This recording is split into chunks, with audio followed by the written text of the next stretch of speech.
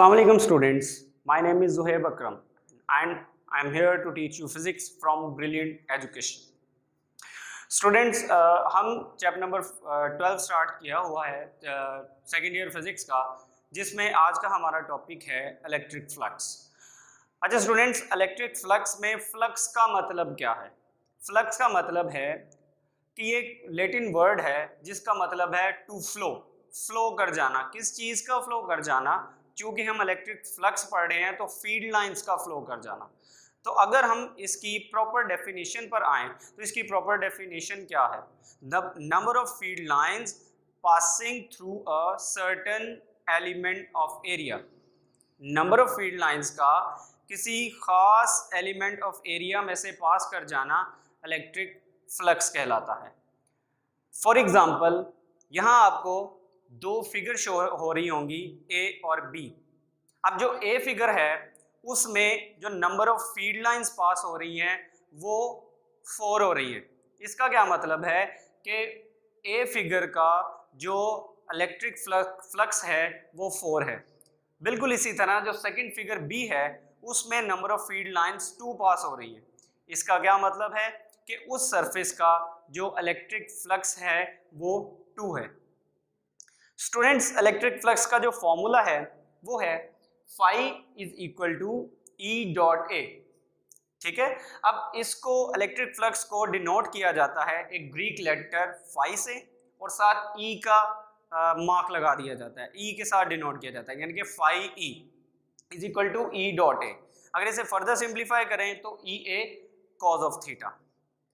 Students, इसमें E तो electric field lines है और A आपके पास क्या है? Vector area. अब वेक्टर एरिया क्या होता है ये थोड़ा सा आगे जाके मैं एक्सप्लेन करता हूं। अच्छा स्टूडेंट्स, नेक्स्ट इसके यूनिट्स में आए। इलेक्ट्रिक फ्लक्स का जो फॉर्मूला है वो phi is equal to E ए है, तो इसी फॉर्मूले से आप यूनिट्स भी डिराइव कर सकते हैं। वो कैसे? जो electric flux is equal to E dot A. अब E क्या है आपके पास? Electric field. इसका यूनिट क्या होगा? न्यूटन पर कूलम, और साथ क्या है? एरिया, और एरिया का यूनिट क्या होता है? Metre square. तो इसे मोर सिंप्लीफिकेशन फॉर्म में लिखें तो ये बन जाएगा न्यूटन मीटर स्क्वायर पर कूलम। अच्छा स्टूडेंट्स, इसके अलावा एक और यूनिट्स भी इलेक्ट्रिक फ्लक्स के यूज किए जाते हैं। वो कौन से हैं वो देख लें। इलेक्ट्रिक फील्ड लाइंस को V ओवर M से भी रिप्रेजेंट किया जाता है, यानी कि इसका एक यूनिट V ओवर M भी है। तो उसी फॉर्मूले में हम E की जगह V ओवर M पुट कर देते हैं और एरिया की जगह उसका यूनिट मीटर स्क्वायर पुट कर देते हैं। इसे सिंप्लीफाई करते हैं तो मीटर से कैंसिल आउट हो जाएगा, तो यहाँ बचेगा वोल्ट मीटर। तो फ्लक्स के यूनिट्स जो दूसरे हो जाएंगे वो कौन से होंगे? Volt meter. अच्छा स्टूडेंट्स, मैंने अभी थोड़ी देर पहले आपको बताया कि फ्लक्स होता है E डॉट ए। इसमें E फील्ड लाइंस हैं और A बेसिकली क्या है? Area vector. अच्छा स्टूडेंट्स, इस टॉपिक का जो एरिया वेक्टर है ना वो इंतहाई इंपॉर्टेंट कैरेक्टर है। तो उसको सीखने के लिए देखिए हम कुछ फिगर्स के सहारे उसको सीखते हैं और देखते हैं कि वेक्टर एरिया क्या होता है। अच्छा स्टूडेंट्स, एक वर्ड है एरिया, एक है एरिया वेक्टर। ठीक है, अब ये जो फिगर आपको नजर आ रही है इसमें देखें कि ये जो आपको स्ट्रेट एक surface parallel to the field lines पड़ी नजर आ रही है। अब ये जो सरफेस है ये एरिया है, और वेक्टर एरिया उस सरफेस के हमेशा नॉर्मल होता है, मींस परपेंडिकुलर होता है।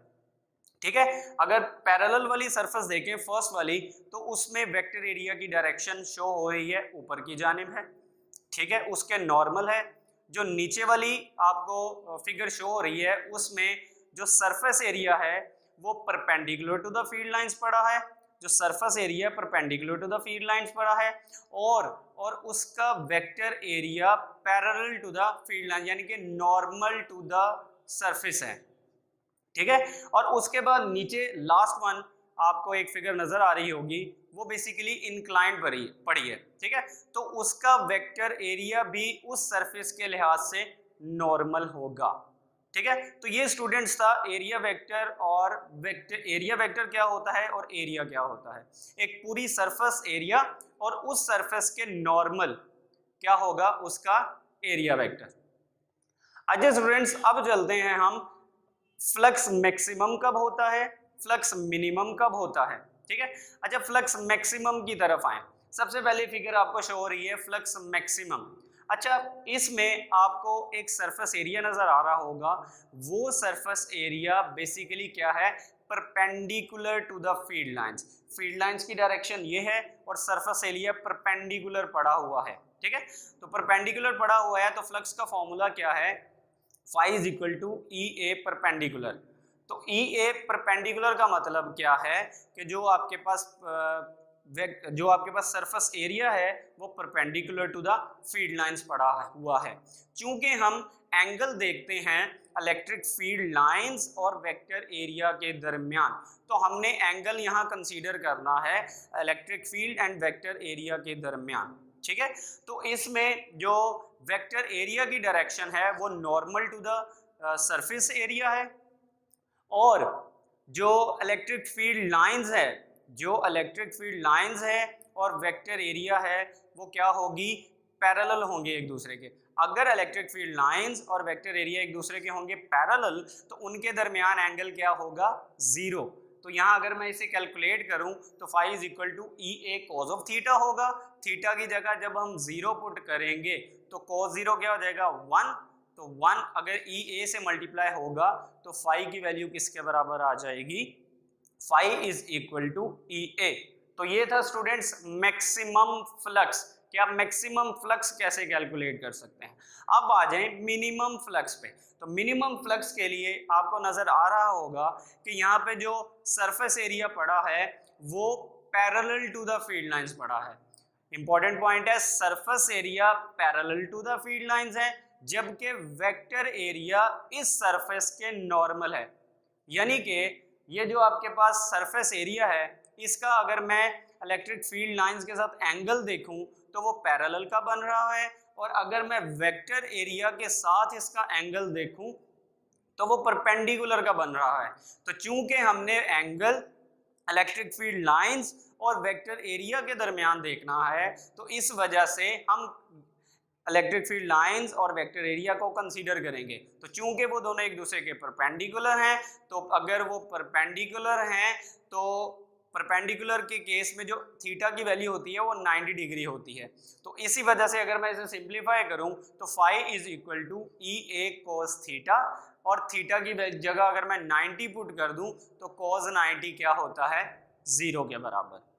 तो अगर जीरो को मैं ई ए से मल्टीप्लाई कर दूं तो एंड में जो रिजल्ट निकलेगा वो किसके बराबर निकलेगा, phi is equal to E A into zero. तो फाई इज इक्वल टू किसके बराबर आ जाएगा, जीरो के बराबर। अच्छा स्टूडेंट लास्ट पॉइंट कि हमने जो फ्लक्स कैलकुलेट करना है वो एनी सर्टन एंगल पे कैलकुलेट करना है। यानी कि अगर आपके पास जो सरफेस है वो इंक्लाइंड पड़ी हो, अगर सरफेस इंक्लाइंड पड़ी होगी तो यहाँ पे जो आपके पास इलेक्ट्रिक फील्ड की डायरेक्शन है वो स्ट्रेट है, और जो इसका वेक्टर एरिया है वो उस सरफेस के पैरेलल होगा।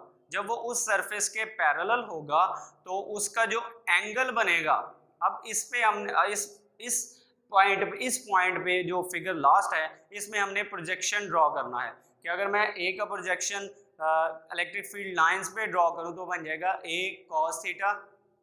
क्योंकि एक्स एक्सिस पे प्रोजेक्शन आ रहा है तो इस वजह से ए कॉस थीटा आ जाएगा। तो यहाँ जो फ्लक्स बनेगा वो क्या आ जाएगा, ई ए कॉस थीटा। इसका मतलब है कि जब सरफेस इंक्लाइंड होगी तो जैसे जैसे आप सरफेस को स्ट्रेट करते जाएंगे फील्ड लाइंस की वैल्यू बढ़ती जाएगी, जैसे जैसे वो perpendicular to the field lines होगी सरफेस एरिया तो आपके पास फ्लक्स की वैल्यू ज्यादा होती जाएगी। जैसे वो parallel to the field lines आ गया तो वैल्यू कम होती जाएगी। ठीक है स्टूडेंट्स।